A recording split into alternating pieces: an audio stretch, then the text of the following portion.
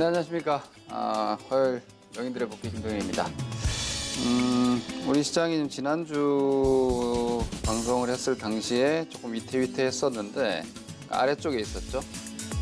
사실 주식시장 지수도 그렇고요, 종목들도 그렇고 뭐 많은 모멘텀이나 이런 것들 여러분들이 많이 챙겨보고 하지만 사실은 시세에 따라서 관점이 금방금방 바뀌어버립니다. 투자 심리가 그만큼 가볍다는 거고요. 그 투자 심리는 여러분들의 머리가 아니라 사실은 마음에서 비롯되기 때문에 이성적인 판단을 하기 위해서 계속해서 우리가 노력을 해야 돼요. 그러지 않으면 조금만 괜찮아지면은 막 좋아질 것 같고 조금만 상황이 안 좋아지면은 금세 또 뭔가 대단히 안 좋아질 것 같은 어떤 시세 편향적인 투자 심리의 동요가 계속 될 수 있기 때문에 특히나 지금 같은 시장 조정기에는 그런 중심을 좀 잘 잡고 계셔야 됩니다. 현재 시장이 어떻게 가고 있고 그 과정 속에서 어디에 있는지를 판단을 잘 하셔야지 안 그러면 정말 하루살이 같은 매매가 돼요. 오늘 하루만 투자를 하는 게 아니잖아요, 우리는. 그래서 그러한 관점을 일단 먼저 투자 심리적으로 좀 먼저 말씀을 드리겠고요. 자, 이번 주가 아니죠. 이제 오늘 기점으로 해서 지난 일주일간을 물론 우리 이 시간이 데일리로 전문가마다 요일마다 교체되면서 나오지만 제 뷰는 일주일을 말씀드립니다. 오늘까지 해서 일단 코스피 코스닥 양지수가 모두 일단 520선 골든 크로스가 나왔죠. 그러니까 520선 골든 크로스라면 단기적인 반등. 지난주에 여기 있었잖아요. 지난주에 시장이 여기 밑에 있었죠. 그러니까 뭐 사실 몇 포인트 차이 안 납니다. 사실 크게 그렇게 위치상으로는 별 차이 안 나고요. 그리고 지지난주에 같은 영역대를 왔었죠. 1970원 한번 왔던 자리입니다. 새롭게 나온 반등이 아니라.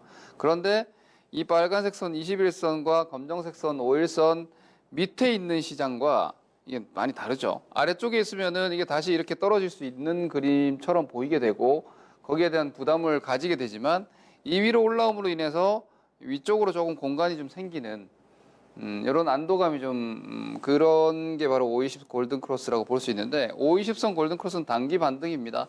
이 단기 반등이 과대낙폭 역배열 해서 밑에서 이렇게 이 아래쪽에서 이만큼 나온 게 하방권에서의 낙폭 과대라면은 지금 나오는 반등은 조금은 체계와 구조를 만들어낸 반등이라고 할 수 있는데 목표가 높지는 않습니다. 목표가 어차피 그림 자체로 봤을 때는 이렇게 좀 크게 확대시켜서 보시면은 어차피 지금의 영역은요 여기죠. 여기 2000포인트대 여기 2020이고 여기가 1980 뭐 이렇게 되는 겁니다.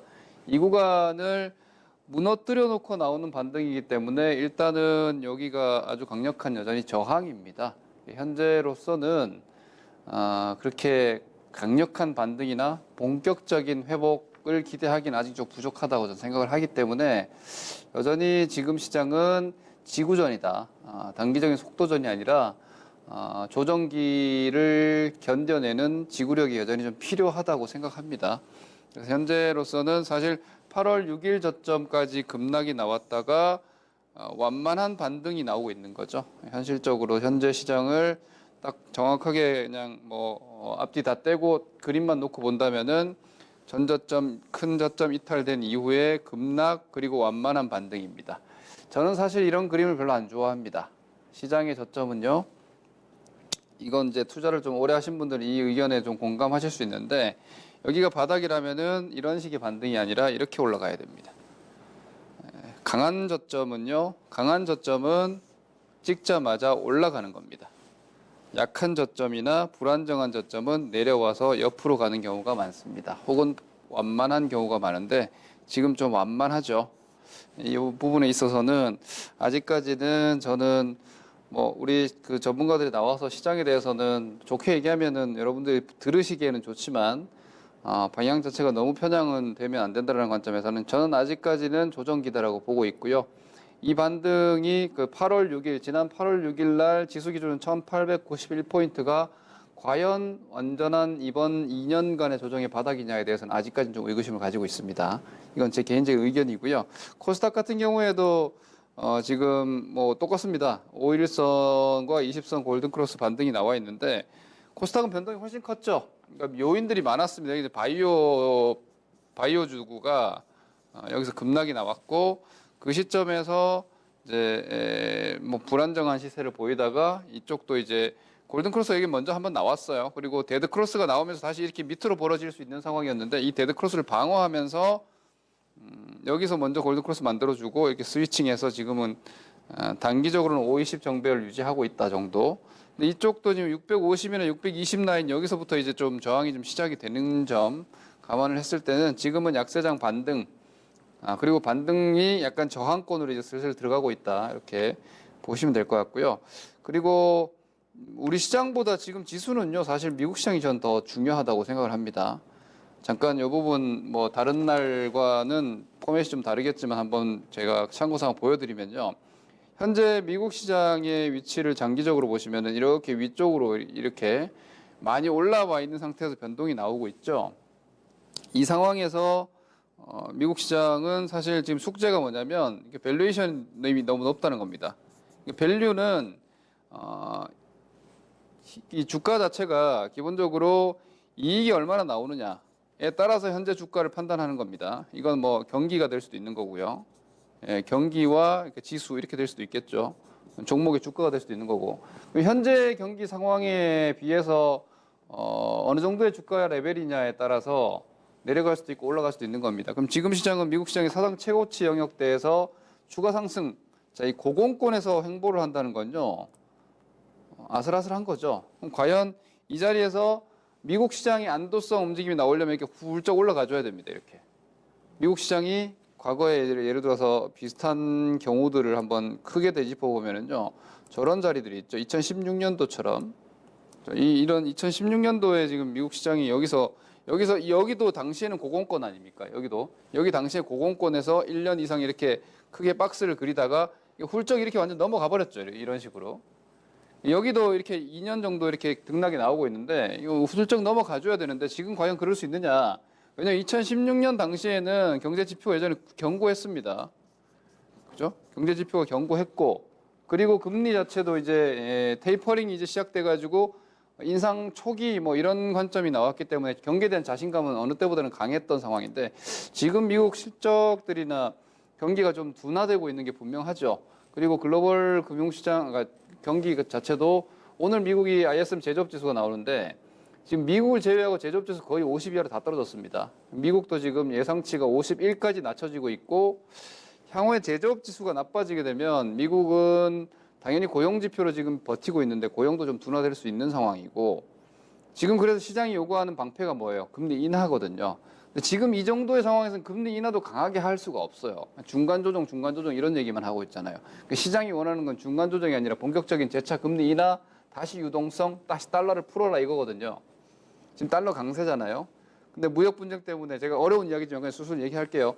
무역 분쟁 때문에 오히려 그 중국 위안화가 약세로 가고 있죠. 그럼 이 구조는 오히려 달러가 강세로 가는 거예요. 달러가 강세가 우리 시장 못 올라가죠. 환율이 계속 올라가니까. 위안화 계속 올라가고. 그럼 달러가 어떻게 떨어져요? 미국 금리를 낮춰야 돼요. 미국 금리를 낮춰야 되고 혹은 플라자 합의처럼 뭐 미중 무역 분쟁에서도 위안화를 어느 정도 좀 절상을 한다든지 이런 조치들이 좀 나와야지 본격적인 틀 자체가 확 바뀌는 건데 지금으로선 틀이 안 바뀌고 있어요. 그러니까 사실상 반등 조금 나온다고 해서 뭐가 달라지는 게 지금 없어요. 무역 분쟁도 계속되고 있죠. 뭐 미국 대선은 아직 시간이 많이 남았죠. 뭐 이런 점들을 감안했을 때 이게 조정이 지구전으로 가고 있다는 걸 좀 감안하셔야 되겠고 또 하나는 이제 미국 시장이 고공권에서 위에서 횡보할 때는 못 올라가면 내려오는 거예요. 못 올라가면 내려와요. 그럼 미국 시장이 지금 못 올라가고 내려오면 어디까지 내려올 수 있느냐? 폭이 꽤 나옵니다. 그러니까 이 박스가 이탈이 되면은요, 기본적으로 미국 증시는 한 2,700 정도까지 지금 2,900대니까 거의 뭐 한 10% 가까이, 7에서 한 10%까지도 떨어질 수 있다고 저는 봐요. 그 정도가 가능한 영역이에요. 아무 때나 이런 게 아닌데. 그래서 좀 아슬아슬하다는 거예요. 이런 긴장감을 계속 가져가는 한 우리 시장의 반등이 앞서 제가 말씀드렸죠. 고각도의 반등이 나오기가 좀 어려울 것 같아요. 각도가 되게 큰 반등, 확 치고 나가는. 그러면은 뭐 계속 왔다 갔다 하는 박스 정도. 거기에다가 9월달 일정이 이제 뭐 쿼드러플 만기도 있고 추석 연휴도 있고 이러니까 9월 초에 올라올 때 너무 흥분하지 마시자는 쪽이에요. 저는 오히려 아직은 좀 보수적으로. 그리고 미국 시장이 아까 제가 말씀드린 대로 그런 정도로 흔들린다면 우리 과연 1890을 지킬 수 있을 것이냐에 대해서 좀 생각이 필요할 것 같습니다. 저는 그래서 아직은 주식시장이라는 건 뭐 올라가는 게 오늘 당장 가야만 하는 건 아니고요. 내가 급하다고 해서 시장이 빠르게 움직여주는 게 아니기 때문에 장이 약하고 여러분들 조정으로 인해서 손실이 나 있으면은 보통 이제 빨리 회복을 하시려고 하는데 현재로서는 조금 시간이 좀 필요해 보인다. 이렇게 좀 의견을 좀 드리겠습니다. 그리고 또 하나 이제 환율도 오늘 참고를 보시면은 오늘도 위안화는 계속해서 절하를 하고 있고요. 지금 위안화 계속해서 고점 경신이 나오고 있고 뭐 연말 7.35 정도로 예상을 하던데 그거보다 더 높을 것 같아요. 지금의 기조라면은 뭐 아주 강한 속도로 계속해서 위안화 절하, 즉 위안화 달러 환율이 올라가고 있고 우리나라 원달러 환율도 여전히 지금 1215원대 오늘도 5원 가까이 올랐어요. 4.8원 상승이니까 우리나라 이 원화의 약세, 환율의 상승 이 기조 역시도 별로 바뀌지 않고 있습니다. 이런 상황에서 과연 우리 시장이 본격적인 회복 내지는 상승 쪽으로 전환이 될 수 있을 것이냐에 대해서는 합리적 추론으로 봤을 때는 좀 어렵다. 아직은 좀 시간이 필요하고 조정기라는 인식이 필요하다. 이렇게 보여집니다. 그리고 수급도 오늘 외국인들 3천억 팔았죠. 되게 오랜 많이 판 편입니다. 현물 수급이 외국인들이 오늘 3천억 팔았는데 이 3천억은요. 여기 보시면은 6천억. 요 8월 6일 저점 친 날 있죠. 8월 6일 날 1891포인트 이 저점 나온 자리 이때가 6천억대 팔았고요. 그 이후로는 2천억 이상 매도가 없었습니다. 오늘 3천억 팔았습니다. 매도가 오랜만에 현물 매도로는 좀 많이 나온 편이고요. 기관들이 그나마 계속해서 매수로 받아주고 있어서 체감이 지금 잘 나오고 있는 건데 제가 이전에도 말씀드렸죠. 종목은 기관들이 영향력을 크게 발휘하고 지수는 외국인들을 좀 주로 보셔야 된다. 그러니까 외국인들이 지금 매도가 계속되고 있기 때문에 시황에 대해서는 지수에 대해서는 아직은 속단하기 이르고 아직은 약간 보수적 포지션이 필요하나 종목들 기관이 이렇게 잡아준다면은 종목들에서는 어느 정도 저점 지지선이 잡힌다. 근데 종목이 어디서 들어오느냐? 연기금에서 들어오고 있어요. 연기금에서 들어오고 있습니다. 이 부분 이제 뭐 정부에서 뭐 증시 활성화 대책이라든지 이런 부분들에 대해서 립 서비스 형태의 구두 개입이 이미 들어왔기 때문에 뭐 이런 부분들에 있어서도 연기금 뭐 사실상 연기금의 입장에서는 지금 우리 시장은 밸류에이션 매력이 충분하니까 연기금 운영 목표에 있어서는 저가 매수가 맞죠. 연기금 시장 방어가 계속되고 있는 정도의 수준인데 외국인들은 아직은 뭐 보수적이다. 그리고 선물과 외국인 현물에 조금 차이가 있는데요. 8월 달 이후로 한번 체크를 해서 봤을 때 외국인 8월 달 이후에 선물은 2조 원 금액으로입니다. 외국인 2조 원 정도 금액상 순매수가 지금 들어와 있습니다. 제가 잠깐 누적해서 잠깐 보여드리면요. 이게 지금 외국인 선물인데 노란색이라서 잘 안 보이실 것 같네요. 빨간색으로 제가 선을 좀 굵게 해서 보여드립니다. 자, 이게 외국인 선물 동향인데 외국인 선물은 지금 이렇게 매수가 쭉 들어와 있습니다. 외국인 선물이 매수가 들어와 있으니까 시장이 올라가겠네라는 추론도 가능한데 이걸 이제 현물이랑 같이 봐버리면 주식이랑 코스피 주식이랑 같이 봐버리면 주식은 보시다시피 오히려 8월 달에 대규모로 매도가 나오고 있습니다. 이걸 뭐 어차피 한국 시장에서 바이앤셀로 총합해서 봤을 때 외국인들이 선물 쪽에서는 2조 원 매수를 했는데 주식에서는 2조 7천억 정도를 매도한 걸로 집계가 됩니다.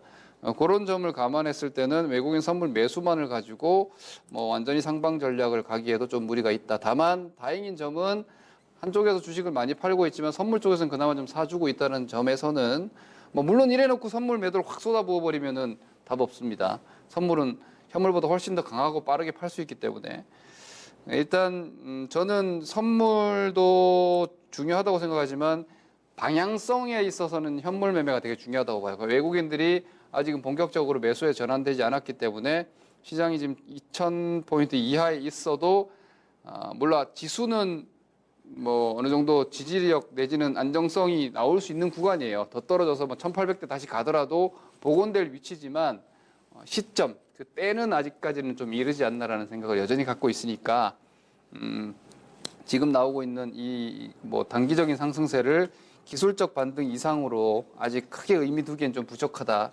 라는 게 제 의견입니다. 자, 종목들도 좀 보시면은요. 지금 종목들 오늘 삼성전자 이게 좀 재밌는 현상인데요. 지난 8월 내지 이전까지는 삼성전자가 시장보다도 강했습니다. 코스피 지수보다 강했었는데 오늘은 눈에 띄게 약하죠. 아까 보셨다시피 삼성전자, 하이닉스, 그러니까 코스피 지수는 지금 요 정도까지 올라와 있습니다. 그런데 오늘 보시다시피 삼성전자가 마이너스 1% 하락으로 오히려 50선이 다시 데드 크로스가 날려 그래요. 삼성전자가 이런 라인들 이게 그래서 저는 미국 시장도 약간 거슬리는데요. 삼성전자는 우리 시장보다는 미국 시장의 연동성이 좀 더 강하게 움직여 왔거든요. 여기 요 박스가 깨지면은 삼성전자가 아래쪽이 좀 더 열린단 말이에요, 분명히. 그랬을 때 우리 지수가 버틸 수 있을까? 못 버티겠죠. 또 하나 재밌는 점은 삼성전자 이러고 있는데 하이닉스는 또 완전히 다른 그림이에요. 하이닉스는 또 반대 그림입니다. 삼성전자 이렇게 떨어졌는데 하이닉스는 역으로 장대 양봉을 월말에 세워놓고 여기서 버텨내고 있어요. 이런 부분들이 지금 좀 시장 지수 움직임을 좀 혼조세로 만드는 뭐 어떤 역할을 하고 있어요. 이런 삼성전자, 하이닉스가 이렇게 반대로 벌어져 있으니까 당분간은 변동성이 좀 축소라고 볼 수 있는데 이게 이제 같은 쪽으로 움직여버리면 변동성이 강화되는 거예요. 그리고 다른 종목들도 좀 한번 보시면은 근데 삼성전자가 일단 압도적이니까 저 지수에 대한 경계감은 여전히 좀 가지고 보시자라는 의견이고요. 더불어 보실 부분이 이제 포스코나 이런 종목들은 지금 움직임 자체가 그렇게 되게 뭐 크게 영향력이 강하진 않은데 오히려 낙폭과대 쪽에서 아모레퍼시픽 같은 종목도 보시면은요. 제가 지난번에 그 조선주 말씀드렸죠. 물론 조선주는 이 플랜트 쪽에 모멘텀이 꽤 있습니다. 지금 저 업종 얘기하기는 좀 그렇지만 뭐 사우디 쪽의 다운스트림 쪽에 대한 뭐 석화 플랜트나 미국 쪽에서 셰일 오일에 대한 뭐 에카 플랜트 이런 것들이 상당히 모멘텀이 좀 커서 조선주 쪽은 뭐 개별 모멘텀이라도 볼 수 있지만 얘네들이 먼저 반등이 한번 딱 나왔죠. 그리고 나서 종목들이 지금 어떤 종목들이 나오냐면 뭐 LG디플이라든지 이런 것들 있죠. 대표적으로 많이 빠지고 싼데 완전히 힘이 없던 주식들. 아모레퍼시픽 마찬가지죠.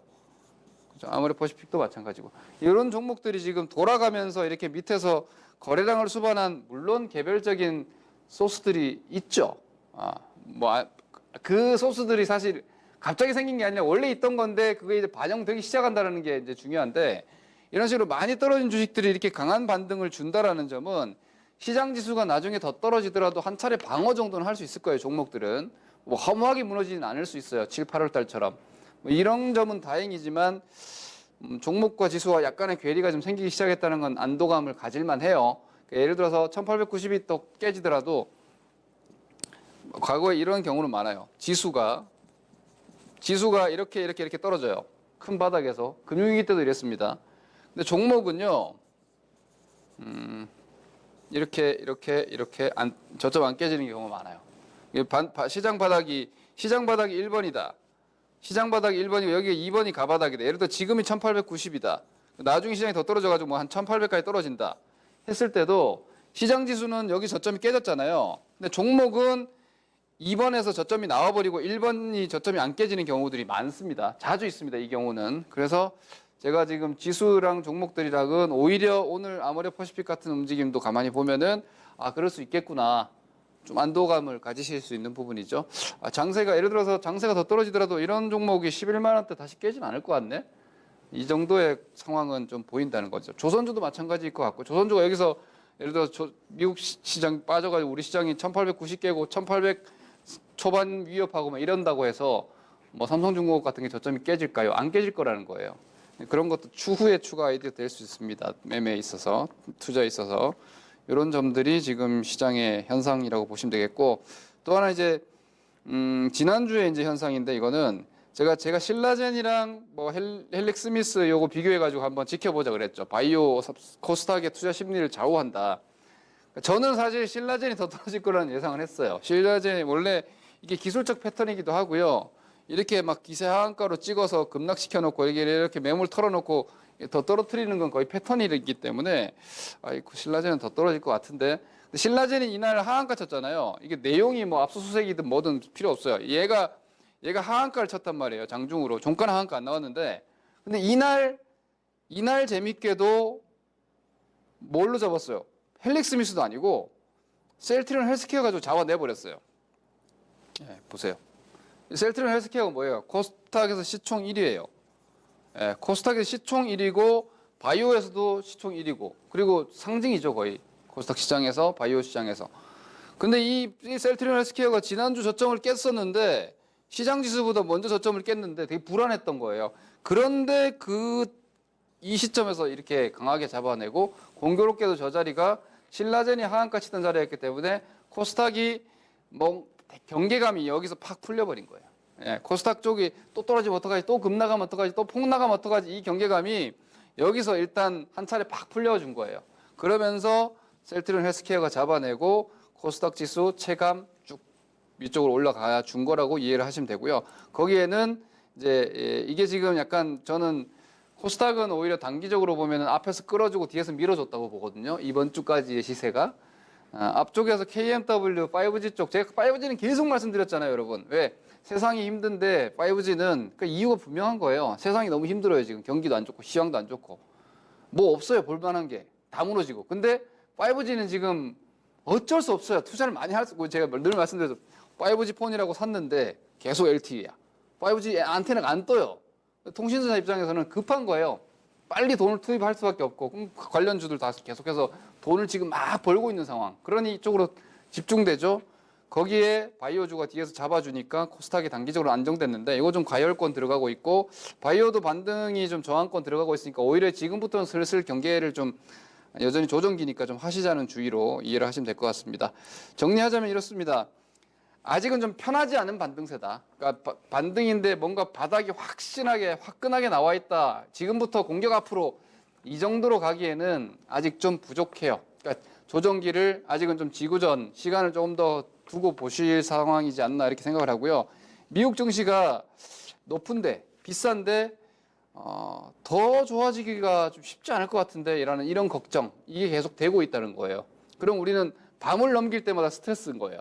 어제 장이 편했던 이유가 어제 미국 장이 안 열려서 그래요. 오늘 또 미국 시장 신경 거슬리니까 오후 장에 막 질질 매물 나오잖아요. 이런 상황들이면 아직까지는 막 총공격은 좀 이르다 이런 의견입니다. 저평가 낙폭주들에 대해서는 오히려 앞서 보셨다시피 시장이 레벨이 워낙 낮으니까 더 크게 위험할 것 같지는 않은데 지수 변동성에 대한 경계감은 아직 좀 가져가자 정도이고 개별적인 종목들은 단기 매매 하시면 됩니다. 예를 들어서 장이 좀 불안정해도 시장과 무관하게 움직이는 5G 같은 건 계속 하시고 5G가 아니라 다른 쪽에서도 저런 패턴이 나오면 시장은 역배열인데 정배열 신고가다 그럼 그냥 하면 되시는 거예요. 단기 매매로 보시고 S&P 미국 시장 지수 기준으로 S&P 지수가 한 2,900 오늘 기준으로 한 1%고요. 2,850 정도 이탈이 되면은 미국 조정 나오면 우리나라 못 버틸 수 있어요. 작년 12월 정도면 최상이에요. 미국이 10% 이상 급락할 때 우리 작년 12월에 4% 하락으로 막았잖아요.